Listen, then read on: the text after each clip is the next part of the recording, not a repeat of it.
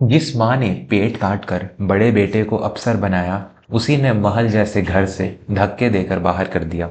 पर छोटे अपाहिज भाई का हाथ थामकर जब माँ सड़क पर आई, तो कुदरत ने रातों रात बाजी पलट दी। मेरा नाम विवेक वर्मा है। कहते हैं कि इंसान की लाठी में आवाज़ नहीं होती, पर जब वो पड़ती है तो बड़े बड़े सुरमाओं का अहंकार मिट्टी में मिल जाता है। आज की कहानी काशी के एक ऐसे परिवार की है जहाँ लालच ने सगे खून को भी सफ़ेद कर दिया, लेकिन अंत में जीत उसी की हुई जिसके पास केवल सत्य का साथ था। अम्मा, इस घर के कागजों पर अब मेरा और विनीता का नाम है। बाबूजी वसीयत मेरे नाम कर गए थे। अब तुम और ये खोट यहाँ बोझ के सिवा कुछ नहीं हो।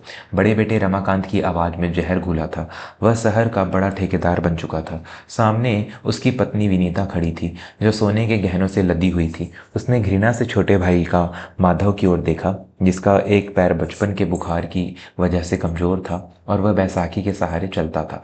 सुमित्रा देवी की आंखों में अंधेरा छा गया। रमाकांत, ये तो कह रहा है इसी माधव के इलाज के लिए मैंने अपने गहने बेचे थे और तेरी पढ़ाई के लिए दिन रात दूसरों के घरों में बर्तन मांजे थे। आज तो हमें बेघर कर रहा है। विनीता ने बीच में टोकते हुए कहा, ज्यादा पुरानी बातें मत दोहराओ बुढ़िया।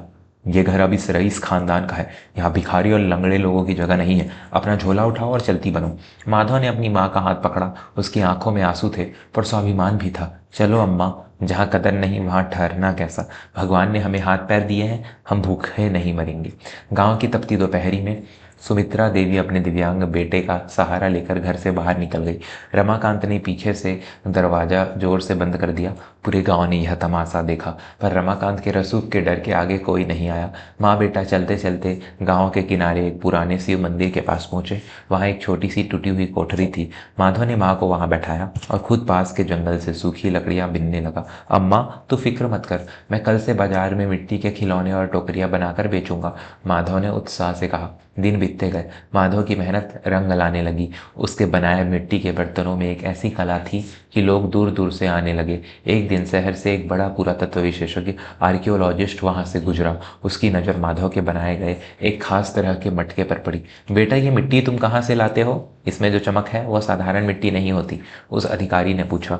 माधव उन्हें उस जगह ले गया जहाँ से वह मिट्टी खोदता था। वह मंदिर के पीछे की एक ढलान वाली जमीन थी। जब अधिकारी ने वहाँ खुदाई करवाई तो मिट्टी के नीचे से एक प्राचीन तांबे की मोहरों का घड़ा और बेशकीमती मूर्तियां निकली। वह जमीन सरकार की थी, लेकिन माधव की ईमानदारी देखकर सरकार ने उसे उस क्षेत्र का संरक्षक नियुक्त कर दिया और उसे एक बड़ी पुरस्कार राशि दी। इधर रमाकांत के पापों का घड़ा भर चुका था। उसने एक सरकारी पुल बनाने का ठेका लिया था, जिसमें उसने घटिया सामग्री का इस्तेमाल किया। वह पुल उद्घाटन से पहले ही गिर गया। पुलिस ने रमाकांत पर मुकदमा कर दिया और उसकी सारी संपत्ति जब्त कर ली गई। जिस महल जैसे घर से उसने माँ को निकाला था, उस पर बैंक का ताला लग गया।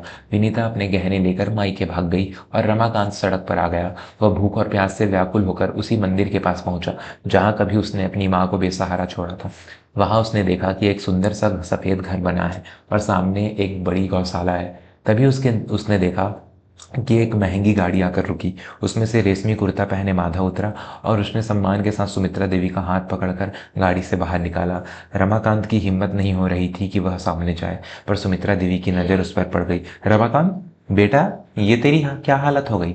रमाकांत फपक फपक कर रो पड़ा और माँ के पैरों में गिर गया। अम्मा, मुझे माफ़ कर दो। मैंने धन के लालच में भगवान को भी भुला दिया था। आज मेरे पास न घर है न इज्जत। माधव आगे बढ़ा और अपने बड़े भाई को सहारा देकर उठाया। भैया, इस घर के दरवाजे आपके लिए बंद नहीं हैं, पर याद रखिएगा, माँ का आशीर्वाद ही सबसे बड़ी संपत्ति होती है जो आपने खो दी थी। सुमित्रा देवी ने अपने दोनों बेटों को गले लगा लिया।